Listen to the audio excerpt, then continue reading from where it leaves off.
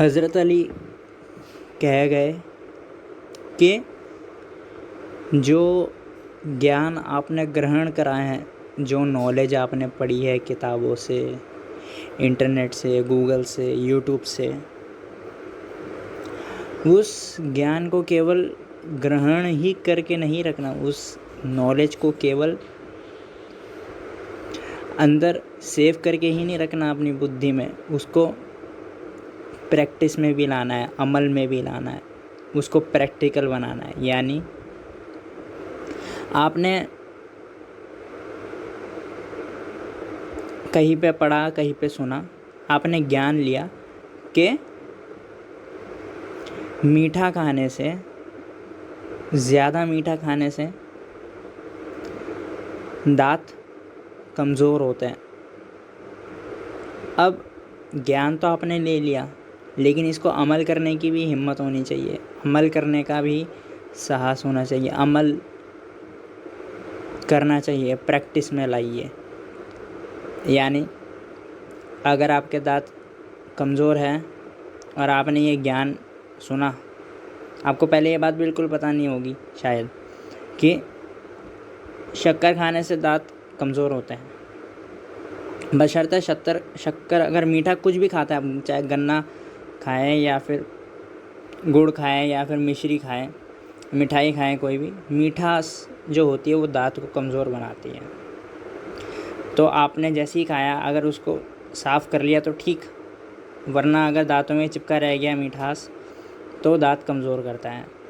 अब अगर आप अमल करने वाले इंसान होंगे तो आप इस बात के ऊपर अमल करेंगे, अन्यथा दांत आप मीठा खाएंगे और दांतों को साफ़ ना करेंगे तो दांत कमज़ोर होंगे आपके।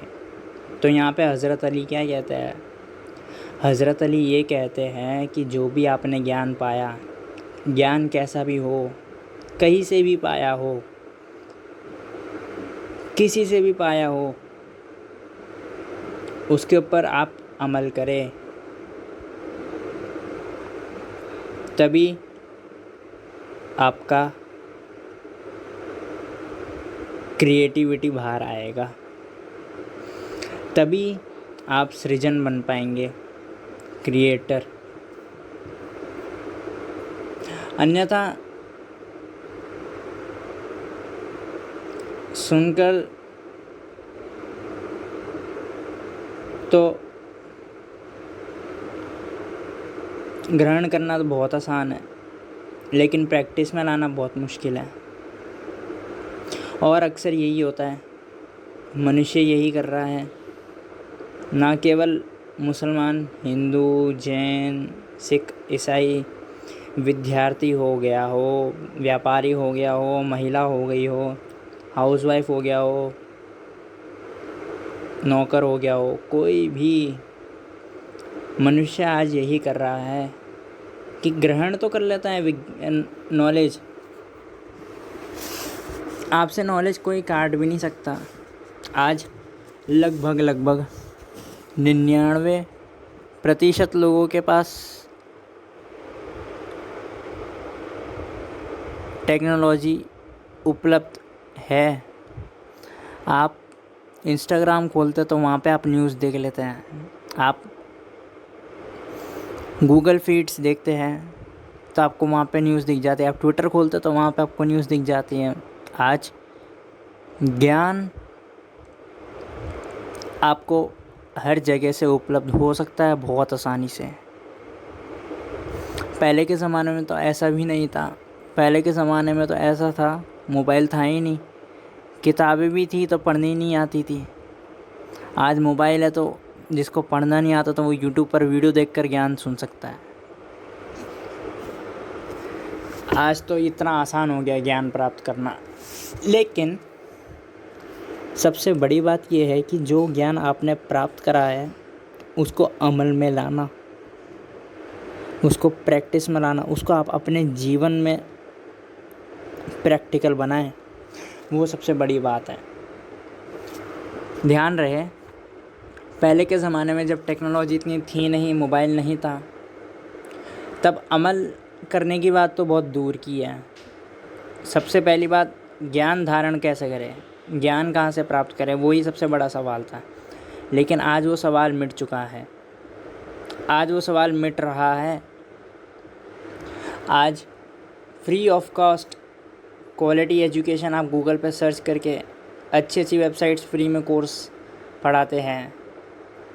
और ना केवल ये, यूट्यूब पर किसी भी टॉपिक पर सर्च करें, आपको अच्छी से अच्छी वीडियो मिल जाएगी, समझाने वाले मिल जाएंगे।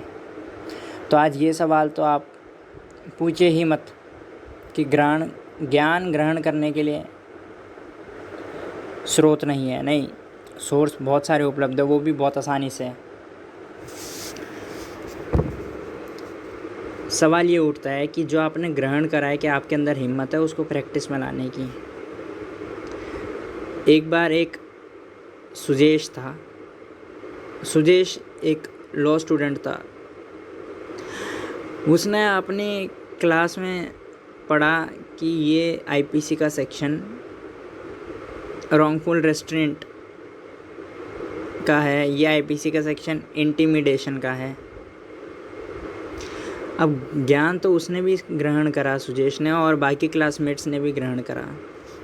एक बार सुजेश अपने कैंपस में चल रहा था, टहल रहा था, तो उसके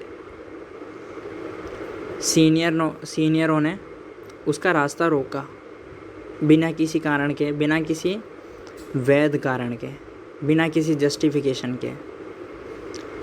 बस सीनियरों को सुजेश का वॉकिंग स्टाइल अच्छा नहीं लगा, इसलिए उसे रोका और उसे बोला कि ढंग से चलो तभी चलना, वरना मत चलना, वरना अपने कमरे में चले जाओ।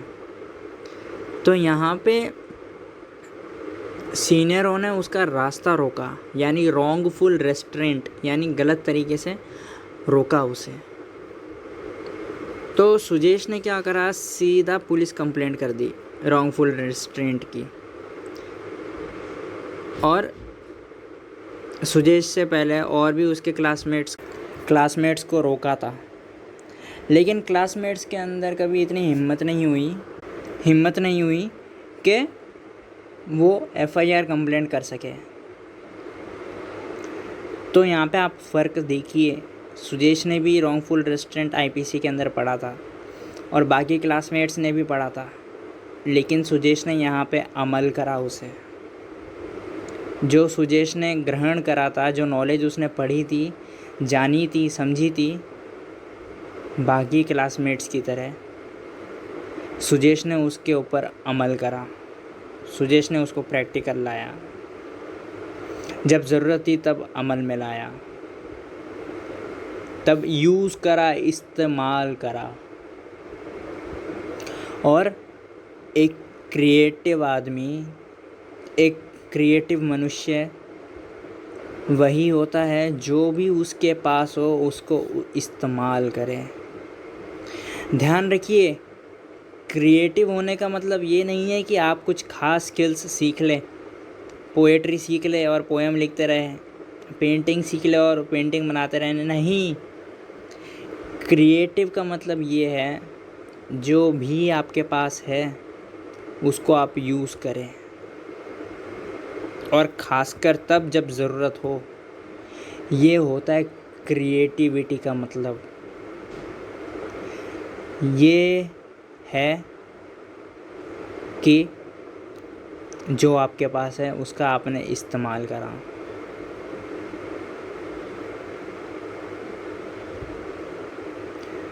सब्सक्राइब करें अगर ये चलचित्र मददगार साबित हुई हो तो, और शेयर करें यह वीडियो।